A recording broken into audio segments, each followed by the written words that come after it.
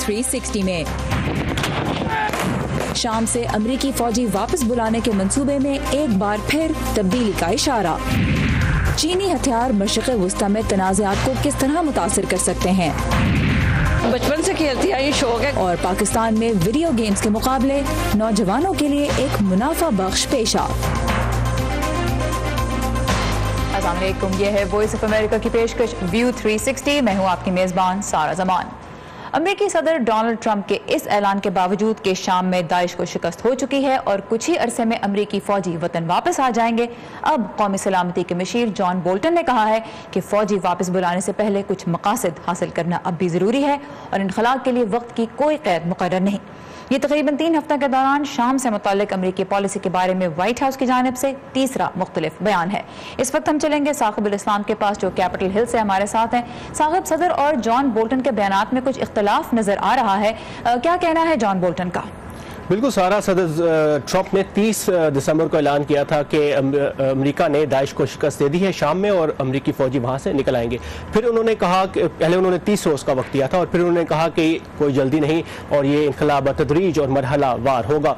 लेकिन अब अमेरिकी कौमी सलामती के मुशीर जॉन बोल्टन ने कहा है कि ना सिर्फ दाइश अब भी खित्ते में ख़तरा है बल्कि खित्ते के हालात भी इस वक्त इतने साजगार नहीं कि अमेरिकी फ़ौज वहाँ से निकल आए। जॉन बोल्टन इससे अभी इसराइल में थे जहां उन्होंने वहां की क़ियादत से इस बारे में बात किया और आज वो तुर्की पहुंचे हैं और वहां की क़ियादत से हालात के बारे में बात कर रहे हैं। मज़ीद जानते हैं इस रिपोर्ट में। शाम से तकरीबन 2000 अमरीकी फौजियों की वापसी के ऐलान के बाद से ये खदशा है कि ये तनाज़ा मजीद पेचीदा हो जाएगा, क्योंकि तुर्की ने कुर्दों के खिलाफ ऑपरेशन का ऐलान कर रखा है, जबकि अमरीका के निकलने के बाद रूस तेल की दौलत से मालामाल इस इलाके में पेशकदमी करेगा। दूसरी जानिब इसराइल ने भी इलाके में ईरानी मुदाखलत के बारे में मुतनब्बे किया है, जबकि दाइश की जानिब से इलाके में दोबारा कार्रवाइयों का खतरा भी मौजूद है। हम शाम में पीछे हट रहे हैं, हम अपने फौजी वहाँ से हटा रहे हैं। मैंने ये नहीं कहा कि हम जल्दी ये करेंगे, लेकिन हम दाइश को खत्म कर रहे हैं। अमरीकी कौमी सलामती के मुशीर जॉन बोल्टन ने इसराइल में बात करते हुए इन तमाम खदशात की जानिब तवज्जो दिलाई। हम इनखला के सदर ट्रंप के फैसले पर बात करेंगे, लेकिन इस तरह के दाइश को शिकस्त हो और दोबारा खतरात ना पैदा करे, और हमें इसराइल और खित्ते के दूसरे इत्तेहादियों और उनका जो दाइश और दहशतगर्दों के खिलाफ अमेरिका के साथ लड़े हैं दिफा यकीनी बनाना है। कुर्द जंगजू शाम और इराक में दाइश के खिलाफ जंग में पेश थे। अमरीकी फौज के निकल जाने से उन्हें तुर्की और शामी हुकूमतों की जानिब से हमलों का सामना हो सकता है। फिलहाल तुर्क सदर तैयब अर्दवान ने शुमाली शाम में दहशतगर्दों को खत्म करने के लिए हमलों का मंसूबा मुलतवी कर दिया है, लेकिन मनसूख नहीं किया। सदर ट्रंप के साथ टेलीफोन कॉल, सफारती और सिक्योरिटी राब्ता और अमेरिका के ऐलानात के बाद हम कुछ देर इंतजार करने पर राजी हैं, लेकिन ये गैर मुअय्यना मुद्दत का इंतजार नहीं। जॉन बोल्टन का कहना है कि तुर्की की तरफ से कुर्दों पर हमले न करने के मुआहदे के बगैर अमेरिका शाम से नहीं निकलेगा। उन्होंने कुर्दों पर भी साबित कदम रहने और शामी हुकूमत से मुज़ाकरात न करने पर जोर दिया, जहां शामी सदर बशार अल असद को बज़ाहिर अरब रहनुमाओं की तरफ से फिर से पसंदीदगी के इशारे मिल रहे हैं। और 19 दिसंबर को सदर ट्रंप ने जब ये ऐलान किया था कि वो शाम से अमेरिकी फ़ौज निकालना चाहते हैं, तो उस पर इख्तलाफात उस वक्त सामने आए जब अमेरिकी वज़ीर दिफा जेम्स मैटिस ने इस पर इस्तीफ़ा दे दिया था। और अब जबकि अमेरिकी कौमी सलामती के मुशीर तुर्की पहुँचे हैं आज, उनके साथ अमेरिका के आला तरीन फ़ौजी रहनुमा जनरल जोसेफ डैनफोर्ड भी मौजूद हैं। ऑलराइट, साकिब इस्लाम हमारे साथ थे कैपिटल हिल से। Thank you Saqib. अफगान तालिबान ने सऊदी अरब में अमेरिका के साथ तयशुदा बातचीत में शिरकत से इनकार कर दिया है। ग्रुप की क़यादत का कहना है कि मुज़ाकरात का मकाम तब्दील किया जाए। सऊदी अरब की कोशिश थी कि इस माह होने वाले मुज़ाकरात में तालिबान अफगान हुकूमत के साथ भी बातचीत करें, लेकिन तालिबान इस पर आमादा नहीं थे। अगर जद्दा में यह मुलाकात होती तो ये तालिबान और अमेरिका के खुसूसी नुमाइंदा ज़ल्म खलीलजाद के दरमियान मुज़ाकरात का चौथा दौर होता। हथियारों की बैनुल-अक़वामी जंग में चीन एक अरसे से अपना मकाम बनाने की कोशिश कर रहा है और अब इसमें उसे कुछ अहम पेशरफ्त भी हासिल हुई है। हाल ही में बीजिंग ने अपने ताकतवर तरीन बॉम्ब के कामयाब तजर्बे का दावा किया है, जिसे उसने मदर ऑफ ऑल बॉम्ब्स करार दिया। सरकारी रिपोर्ट के मुताबिक इस बॉम्ब की ताकत जौहरी बॉम्ब के बाद सबसे ज्यादा है।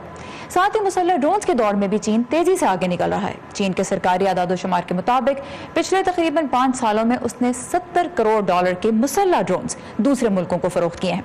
اس کی مارکیٹ ہے مشرق وسطی. لیکن چینی ڈرونز مشرق وسطی میں تنازعات کو کیسے متاثر کر سکتے ہیں، اس بارے میں پیش ہے یہ رپورٹ اور پھر اسی موضوع پہ گفتگو کو آگے بڑھائیں گے. چین کے سرکاری سی سی ٹی وی پر حالیہ دنوں میں چینی مسلح ڈرون طیاروں کی عالمی منڈی میں بڑے پیمانے پر فروخت کا ذکر نمایاں تھا. ونگ لونگ نامی ان ڈرونز کے ڈیولپرز کا دعویٰ ہے کہ وہ 100واں ڈرون طیارہ فروخت کر چکے ہیں، تاہم وی او اے اس دعوے کی تصدیق نہیں کر سکتا. ایک صلاحیت تو ہے جنگی صورتحال کی مستقل نگرانی اور دوسری اہداف کو صحیح وقت پر نشانہ بنانا. جدید جنگی تناظر میں خریداروں کے لیے دونوں صلاحیتیں بہت اہم ہیں. برطانوی رائل یونائٹڈ سروسز انسٹیٹیوٹ کے مطابق چین مشرق وسطی میں مسلح ڈرون طیاروں کی بڑھتی ہوئی مانگ کو پورا کرنے میں کامیاب ہو رہا ہے. چونکہ امریکہ نے برطانیہ اور فرانس کے علاوہ کسی اور ملک کو اپنے مشہور پریڈیٹر اور ریپر مسلح ڈرونز کی فروخت سے انکار کر دیا ہے، تو چین نے اس کا فائدہ اٹھاتے ہوئے دنیا بھر میں اپنے ونگ لونگ اور CH-4 ڈرونز کی فروخت شروع کر رکھی ہے. رپورٹ کے مطابق ایران، ترکی اور متحدہ عرب میں یہ چینی ڈرونز ایسی صورتحال میں استعمال کیے جا رہے ہیں جہاں جیٹ طیاروں کا استعمال خطرناک ہو سکتا ہے. ایران کے لیے اسرائیلی طرز کے ڈرونز تیار کرنے سے ان کو عراق اور شام میں ہوائی حملوں کی صلاحیت حاصل ہو گئی ہے، باوجود اس کے کہ ایران کی اپنی ایئر فورس کی صلاحیت محدود ہے اور وہ اس قابل نہیں کہ وہ امریکہ اور اسرائیل جیسے ممکنہ حریفوں سے کسی فضائی مزاحمت میں حصہ لے سکے. ترکی، اسرائیل اور سعودی عرب اپنے مسلح ڈرون جہاز تیار کرنے میں بھی مصروف ہیں. گو کہ صدر ٹرمپ نے امریکی ڈرون طیاروں کی برآمد پر پابندی میں نرمی کا ارادہ ظاہر کیا ہے، لیکن فی الحال وقت کا تعین نہیں کیا. ماہرین کے مطابق جب بھی ایسا ممکن ہوا تو مشرق وسطی میں ڈرون ٹیکنالوجی کے استعمال میں بڑی تبدیلی آئے گی. ہنری رجویل کے ساتھ فائزہ بخاری، وائس آف امریکہ. رپورٹ آپ نے دیکھی. اس وقت ہم چلیں گے اٹلانٹک کاؤنسل میں جنوبی ایشیا سینٹر کے ڈائریکٹر بھرت گوپالا سوامی کی جانب، جو بذریعہ اسکائپ ہمیں جوائن کر رہے ہیں. بھرت، سب سے پہلے تو یہ بتائیے کہ کیا چیز ہے جو ڈرائیو کر رہی ہے چائنا کو کہ وہ اپنے بھی جو ویپنز ہیں ان کا بلڈ اپ کرے، پہلے سے زیادہ کہہ لیجیے اسٹرانگ ہتھیار بنائے اور ان کو ایکسپورٹ بھی کرے؟ دیکھیے، یہ تو نیچرل پروگریشن ہے چائنا کا، جو ملٹری انڈسٹریل کمپلیکس جو کہتا جا رہا ہے، اور ان کی ڈیفنس بجٹ بڑھتی جا رہی ہے، اور ان کی ہر ایک سسٹم میں آپ نے بھی یہ کہا کہ انہوں نے مدر آف آل بامبس جو ہے اس کو ٹیسٹ کیا ہے. تو یہ دس از اے براڈر ایشو، یہ نہیں کہ یہ اسپیسیفک جو بھی کنسرن ہے اس سے موٹیویٹ کیا جا رہا ہے. اور جب ایسے یہ ہوگی، چائنا کا انٹرنیشنل افیئرس میں رول بڑھتا جا رہا ہے اور اس حساب سے یہ ایکسپورٹ بھی ہو رہا ہے. اچھا، یہ بتائیے، ایک تو ہم دیکھ رہے ہیں کہ جو ساؤتھ چائنا سی ہے وہاں پہ امریکہ اور چائنا کے درمیان بہت ٹینشن ہے، اور ریجن میں جو چائنا کی پالیسی ہے اس کے لیے ویپنز کی اس کو ضرورت رہے گی. لیکن دوسرا ایشو جو پاکستان اور ریجن کو افیکٹ کرتا ہے وہ مڈل ایسٹ کے ساتھ چائنا کی آرمز ٹریڈ ہے. اب چائنیز آرمز جو ہیں وہ سستے ہیں خریدنے میں، اور چائنا بغیر کسی اس طرح کی کنڈیشنز کے جو امریکہ نے رکھی ہوئی ہیں سامنے، چائنا تو بیچ رہا ہے اپنے مسلح ڈرونز، اپنے آرم ڈرونز مڈل ایسٹ کو. یمن میں یوز بھی اب وہ ہو رہے ہیں. تو جو کانفلکٹ کی نیچر ہے اس وقت مشرق وسطی میں، مڈل ایسٹ میں، آنے والے عرصے میں چائنیز آرمز کی وجہ سے آپ کیا دیکھتے ہیں، کیسے چینج ہو سکتی ہے؟ جیسے آپ نے کہا، چائنیز آرمز جو ہے سستی ہے. It's not only in terms of price کے حساب سے ہی سستی نہیں ہے، ٹرانزیکشن کاسٹ جو کہتا جا رہا ہے، جہاں کوئی ریگولیشنز نہیں ہے. اگر یو ایس اے کوئی آرمز بیچنا یا ہتھیار بیچنا چاہتا ہے، ہمیں کانگریس کی اپروول لینی چاہیے. اور ہمیں ایسے ڈرونز کی بات آپ نے کہی، ڈرونز ہم نان نیٹو کنٹری کو بیچ نہیں سکتے ایکسپٹ انڈیا میں، ہم نے ایکسیپشن دیے انڈیا کے لیے. تو اس حساب سے چائنا کا آرمز جو بیچا جا رہا ہے. اور آرمز کی ایک الگ سی یہ بھی ہوتی ہے جو کہتے ہیں اسٹریٹجک الائنمنٹ. مانو آپ آرمز کسی کنٹری سے خریدتے ہیں تو بائر سیلر ریلیشن شپ ہی نہیں ہوتا، اس کی مینٹیننس ہوتی ہے، فورسز کی تھنکنگ جو ہے وہ آرمز یوز کرنے سے، ٹریننگ پروسیجر، یہ سب لانگ ٹرم اسٹریٹجک الائنمنٹ جو ہے وہ بن جاتا ہے آرمز بیچنے سے. تو اس حساب سے چائنا جو بیچا جا رہا ہے، it's a broader strategic partnerships کی طرف اس کی نظر ہے. یہ بتائیے، مڈل ایسٹ کی جو اسٹیبلٹی ہے وہ کس طرح سے آپ دیکھتے ہیں افیکٹ ہوگی اس سے؟ کیا مزید انسٹیبل ہو سکتا ہے؟ آپ نے جو کہی ہے وہ ایکچولی وہ پیراڈاکس ہے. مڈل ایسٹ اسٹیبلٹی جو ہے وہ آج ہم جو مڈل ایسٹ دیکھ رہے ہیں وہ ایک دم سی انسٹیبل والیٹائل ریجن میں ہے، اور یونائٹڈ اسٹیٹس کی انوالومنٹ ہے، چائنیز کی ابھی یہ جو آرمز کے ساتھ انوالومنٹ ہوگی, I think it's a beginning of in some sense the great power rivalry has just begun, not only in the South China Sea but also in other parts of the world, and Middle East is one of them. اور جب ہم budget کی بات کرتے ہیں تو اس وقت امریکہ کا جو ملٹری کا بجٹ ہے وہ چائنا سے بہت زیادہ ہے, مطلب 700 بلین کے قریب ہے, چائنا کا تقریباً 230 بلین ڈالرز کے قریب ہے. تو سوال یہ بھی پیدا ہوتا ہے کہ جب ہم ایکسپورٹس کی بات کرتے ہیں, ابھی بھی امریکہ is the largest exporter of weapons, China top 5 میں بھی کہیں پہ نہیں ہے. کیا آپ ایک ایسا وقت دیکھتے ہیں کہ چائنا جو ہے کیچ اپ کر لے گا امریکہ کے ساتھ, یا ایک کنسرن اس وقت واشنگٹن کے لیے ہے؟ نہیں, ایسے کمپیریزن نہیں کر سکتے, کیونکہ 1 تو ایک ہو جاتی ہے پرچیسنگ پاور پیرٹی کی, اور نیکسٹ ہوتی ہے کہ امریکہ کی نمبر جتنی ٹرانسپیرنسی ہے اس میں چائنا کے نمبرس میں اتنی ٹرانسپیرنسی نہیں ہے.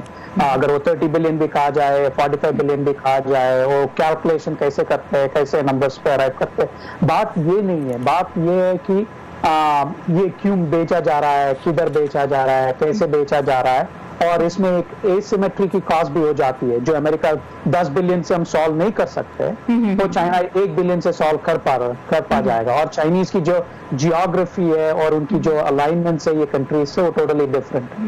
سو اس لینس سے دیکھا جانا چاہیے. اور اس طرح سے جو امریکہ کے ساتھ ان ملکوں کی ریلیشن شپ ہے, جو چائنا کے ساتھ ہے, اس میں بھی ایک چینج آئے گا, بیکاز ان کنٹریز کی جو ڈپینڈنس امریکہ پہ رہی ہے ویپنس کے لیے, ان کو بھی تو ایک موقع ملے گا اس کو ڈائیورسیفائی کرنے کا اور امریکہ پہ کم ریلائی کرنے کا. Exactly. بھرت گوپال سوامی اس وقت ہمارے ساتھ تھے, اٹلانٹک کاؤنسل میں جنوبی ایشیائی امور کے سینئر تجزیہ کار. آپ کے وقت کا بہت شکریہ. اور مزید تفصیلات اور خبروں کے لیے آپ آ سکتے ہیں ہماری ویب سائٹ urduvoa.com پر, جہاں آپ کو نہ صرف پاکستان کے اندر بلکہ دنیا بھر میں رونما ہونے والے واقعات کی بر وقت اپ ڈیٹس ملیں گی. اگر ہماری ویب سائٹ تک رسائی میں آپ کو مشکل پیش آ رہی ہے تو پھر آئیے facebook.com/VOA اردو کے پیج پہ, اور اس کے علاوہ آپ اردو VOA کی موبائل ایپ بھی بآسانی اپنے اسمارٹ فون پہ ڈاؤن لوڈ کر سکتے ہیں. امریکہ کی تاریخ کی پہلی مسلمان خواتین ارکان کانگریس میں سے ایک نے حلف برداری کے کچھ ہی گھنٹوں بعد ایک تنازع کو جنم دے کے اپنی ہی جماعت کو مشکل میں ڈال دیا ہے. مشیگن سے ایوان نمائندگان کے لیے منتخب ہونے والی رشیدہ طلیب نے ایک تقریب کے دوران سٹیج پہ صدر ٹرمپ کے خلاف نازیبا لفظ استعمال کرتے ہوئے انہیں مواخذے کے ذریعے عہدے سے ہٹانے کا ارادہ ظاہر کیا. Your son looks at you and says, Mama, look, you won. Bullies don't win. And I said, baby, they don't. Because we're going to go in there and we're going to impeach the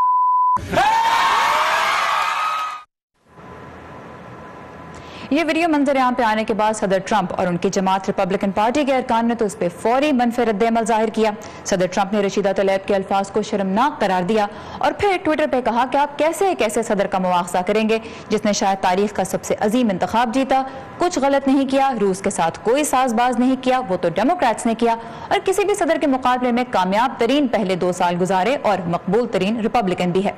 اب رشیدہ طلیب کے اس بیان پہ ان کی اپنی جماعت کی قائد اور ایوان نمائندگان کی اسپیکر نینسی پیلوسی کو بھی یہ واضح کرنا پڑا کہ اس وقت ڈیموکریٹک پارٹی صدر کے مواخذے کا ارادہ نہیں رکھتی.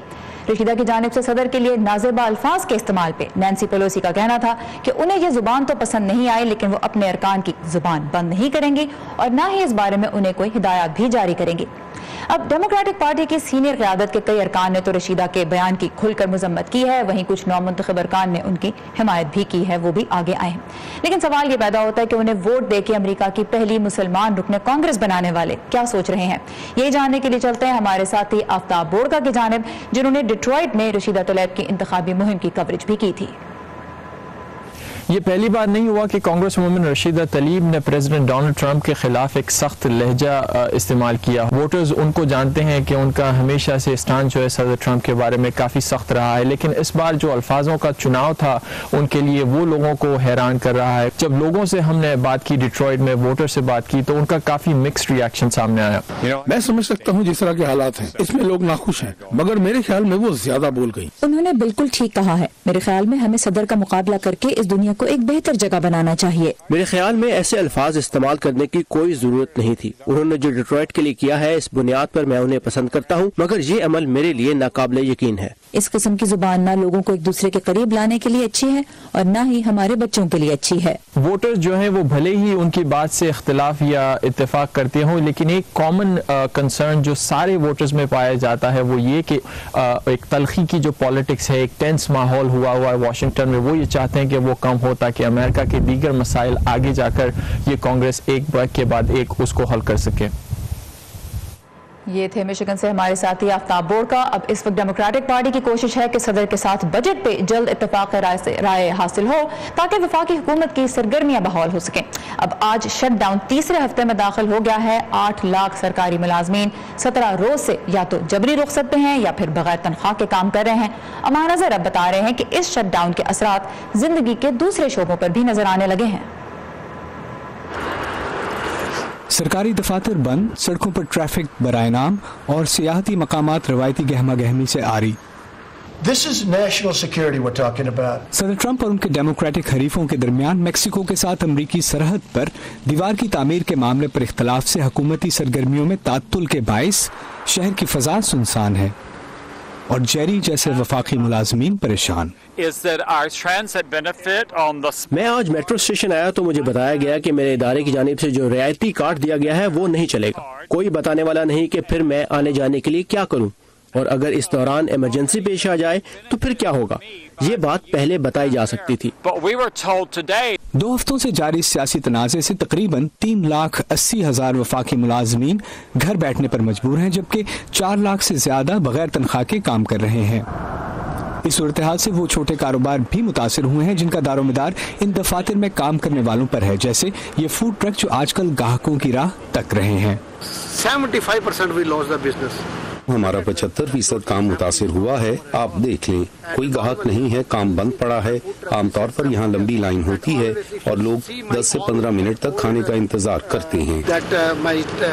عجائب گھروں کے شوقین بھی اندر جانے کے لیے دروازے کی جانب بڑھتے ہیں تو اس پر چسپاں نوٹس انہیں واپس لوٹنے کا مشورہ دیتا نظر آتا ہے. میں یہاں تفریح کے لیے آیا ہوا ہوں اور سوچا کہ عجائب گھر چلتے ہیں، لیکن یہ بھی بند ہے اور میرے جیسے افراد کے لیے یہ مایوس کن ہے کیونکہ پتہ نہیں میں یہاں دوبارہ کب آؤں گا. وفاقی حکومت کے شٹ ڈاؤن سے فرناندو کی طرح لاکھوں لوگ کسی نہ کسی طرح متاثر ہو رہے ہیں. امریکی ایوان نمائندگان میں ڈیموکریٹس کے پاس اکثریت ہے، مگر سینٹ اب بھی ریپبلکنز کے پاس ہے اور عوام کے پاس محض یہ امید کہ ان کے عوامی نمائندے ان کی مشکل آسان کرنے میں زیادہ دیر نہیں لگائیں گے. امان اظہر، وائس آف امریکہ. امریکہ میں 2 مسلمان خواتین کے رکن کانگریس بننے سے مسلمانوں کے بارے میں پائی جانے والی آراء پہ کیا اثر پڑتا ہے، یہ ظاہر ہونے میں تو وقت لگے گا، لیکن اس ملک میں مسلمان ہر دور میں ہی عوام کے لیے خدمات سر انجام دیتے رہے ہیں. سحر ماجد اب ہمیں ملوا رہی ہیں پاکستان سے تعلق رکھنے والی شیری طاہر خیلی سے، جو امریکہ میں 3 مختلف صدور کے لیے سفارتی خدمات سر انجام دے چکی ہیں. پاکستان سے تعلق رکھنے والی شیری طاہر خیلی 3 امریکی صدور Ronald Reagan, George H.W. Bush اور جارج W. بش کے دور حکومت میں انتظامیہ کے مختلف عہدوں پر فائز رہی ہیں. تو اگر شیریں طاہر خیلی کو اس دور میں صدر ٹرمپ کے ساتھ کام کرنے کا موقع ملتا تو وہ ان کو کیا مشورہ دیتی؟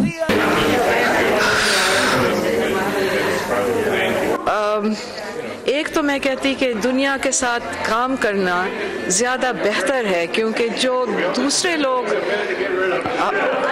مدد کر سکیں تو امریکہ کو کم کرنا پڑتا ہے. ڈپلومیسی کا تو یہی فوکس تھا. شیریں طاہر خیلی کی رائے میں پاکستان امریکہ کے لیے ایک اہم ملک ہے اور دونوں ملکوں کے تعلقات ہموار رہنا ضروری ہیں.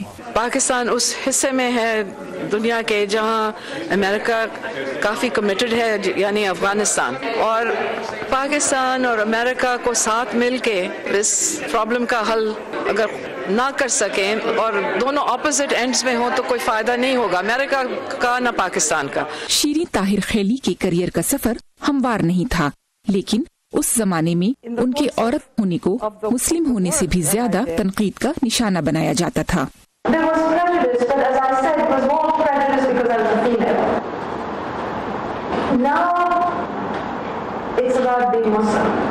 سحر Majid, Voice of America, Washington. کہتے ہیں کہ خبریں تو بھائی لوکل ہوتی ہیں، لیکن جب ہمارے اور دنیا بھر کے مسائل ایک سے لگنے لگے.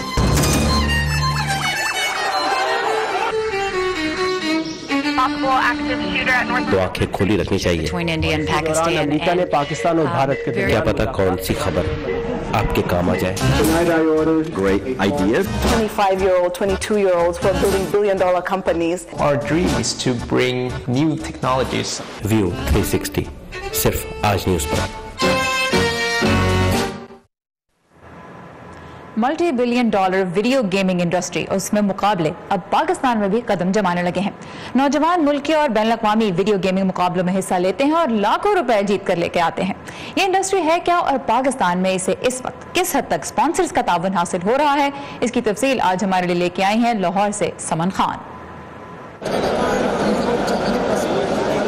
پاکستان میں موبائل فون، لیپ ٹاپ، ٹیب یا ٹیکنالوجی کا کوئی بھی دستیاب ذریعہ ہو، گیم کھیلنے کے شوقین یا یوں کہیے کہ اس شوق کی گہرائیوں میں اترے لوگ اب جگہ جگہ دکھائی دینے لگے ہیں، اس ڈر سے بے خوف کہ کھیل کی زیادتی بینائی اور وزن پر منفی اثر ڈال سکتی ہے. کھیلو گے، کودو گے، ہوگے خراب، پڑھو گے، لکھو گے، بنو گے نواب. لیکن موجودہ دور کے نوجوان تو ویڈیو گیمنگ کرتے ہیں اور جم کر کھیلتے ہیں اور پیسہ بھی خوب بناتے ہیں. عبد الرحمان خاص طور پر کراچی سے لاہور آن لائن گیم مقابلے میں حصہ لینے آئے ہیں.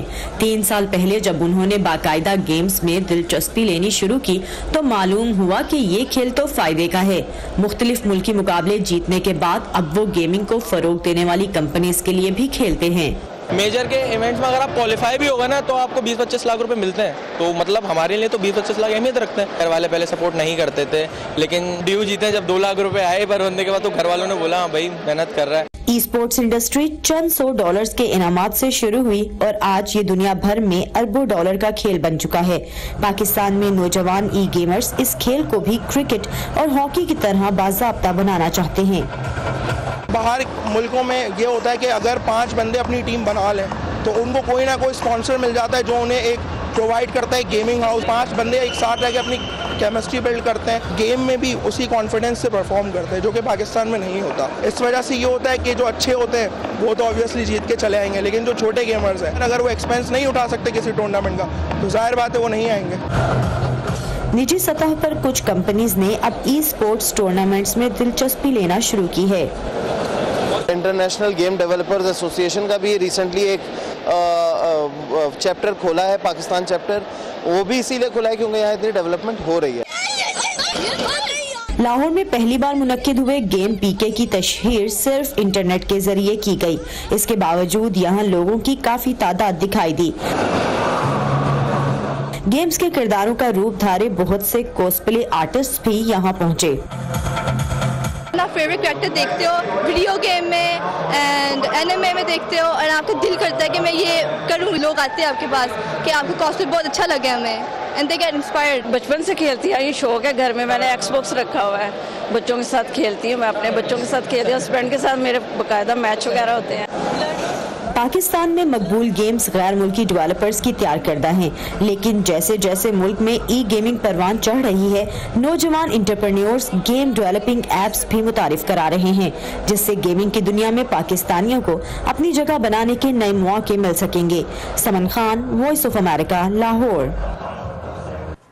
اور اسی کے ساتھ ختم ہوتا ہے آج کا ویو 360. آپ کی فیڈ بیک کا ہمیں انتظار رہے گا. اس کے لیے آئیے facebook.com/VOA اردو کے پیج پہ جہاں آپ کو تازہ ترین خبریں بھی ملیں گی. اس کے علاوہ آپ آ سکتے ہیں ہماری ویب سائٹ urduvoa.com پر. سارا زمان کو بھی اجازت دیجیے. خدا حافظ.